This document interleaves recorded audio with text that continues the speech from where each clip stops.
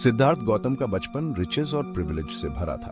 Wealth से surrounded उनके पास वो सब कुछ था जो वो कभी डिजायर कर सकते थे।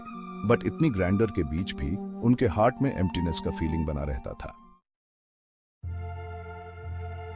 सिद्धार्थ का एग्जिस्टेंस के हार्श ट्रूथ से सामना एक टर्निंग पॉइंट था। शेल्टर्ड प्रिंस अब वर्ल्ड के सफरिंग से कन्फ्रंटेड अपनी प्रिविलेज्ड लाइफ के फ्लीटिंग प्लेजर्स से परे एक पाथ खोजने के लिए ड्रिवन था।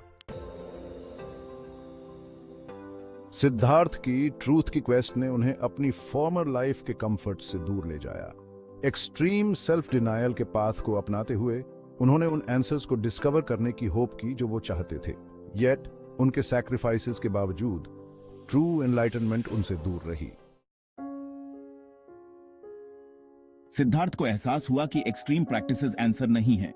उन्होंने देखा कि सेल्फ मोटिफिकेशन और इंडल्जेंस दोनों ही रास्ते सही नहीं हैं। उन्होंने एक मिडिल पाथ चुना। यह पाथ बैलेंस और मॉडरेशन का था, जो न तो बहुत कठोर था और न ही बहुत आसान।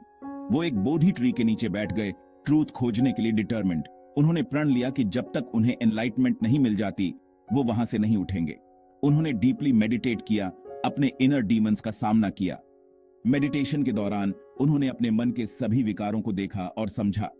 उन्होंने अपने फियर्स और डिजायर्स का सामना किया। उन्होंने देखा कि ये सभी बाधाएं उनके मन की उपज हैं और इन्हें पार करना ही सच्चा ज्ञान है। वो तब तक परसिवियर किए जब तक उन्हें एनलाइटनमेंट नहीं मिल गई। अंततः उन्होंने 4 नोबल ट्रूथ्स और 8 फोल्ड पाथ का ज्ञान प्राप्त किया, जो दुनिया को सफरिंग से मुक्त करने का मार्ग है। बोधि ट्री के नीचे एक गहरे ध्यान में लीन सिद्धार्थ बैठे थे। उनकी साधना और तपस्या ने उन्हें एक नई दिशा में ले जाने की तैयारी कर दी थी। सिद्धार्थ बुढ़ा बन गए, द अवेकेंड वन। इस जागृति ने उन्हें एक नई पहचान दी और वे बुद्ध के रूप में जाने गए। उन्हें सफरिंग की नेचर समझ आ गई। उन्होंने देखा कि जीवन में दुख का कारण क्या है और इसे कैसे समाप्त किया जा सकता है। उन्होंने लिबरेशन का पैथ डिस्कवर किया। यह मार्ग उन्हें आत्मज्ञान और मुक्ति की ओर ले गया। उन्होंने अपनी विजडम 4 नोबल ट्रूथ्स के थ्रू शेयर की। ये 4 आर्य सत्य जीवन के दुख और उसके समाधान के बारे में थे। उन्होंने 8 फोल्ड पाथ सिखाया, सफरिंग को एंड करने का एक वे। यह मार्ग सही दृष्टि, सही संकल्प, सही वाणी, सही कर्म, सही आजीविका, सही प्रयास, सही स्मृति और सही समाधि पर आधारित था। बुद्धा की टीचिंग्स ने होप और इनर पीस के लिए एक पैथ ऑफर किया। उनके उपदेशों ने अनगिनत लोगों को शांति और संतोष की ओर मार्गदर्शन किया और आज भी उनकी शिक्षाएं हमें प्रेरित करती हैं। बुद्धा की टीचिंग्स दूर दूर तक फैल गई। उनके शब्दों ने न केवल उनके समय के लोगों को बल्कि आने वाली पीढ़ियों को भी प्रभावित किया। हर वॉक ऑफ लाइफ के लोग उनका फॉलो करने लगे। राजा से लेकर साधारण किसान तक सभी ने उनके संदेश को अपनाया और अपने जीवन में बदलाव लाया। वो उनके कंपैशन और विजडम के मैसेज की तरफ ड्रॉन हुए।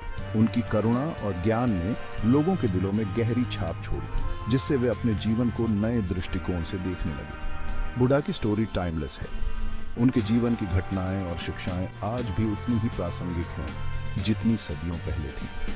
वो हमें दिखाते हैं कि ट्रू हैप्पीनेस विदिन से आती है। बाहरी सुख सुविधाओं से परे आंतरिक शांति और संतोष ही सच्ची खुशी का स्रोत है।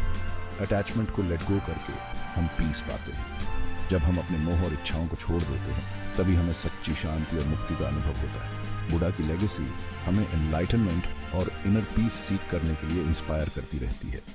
उनकी शिक्षाएं हमें यह सिखाती हैं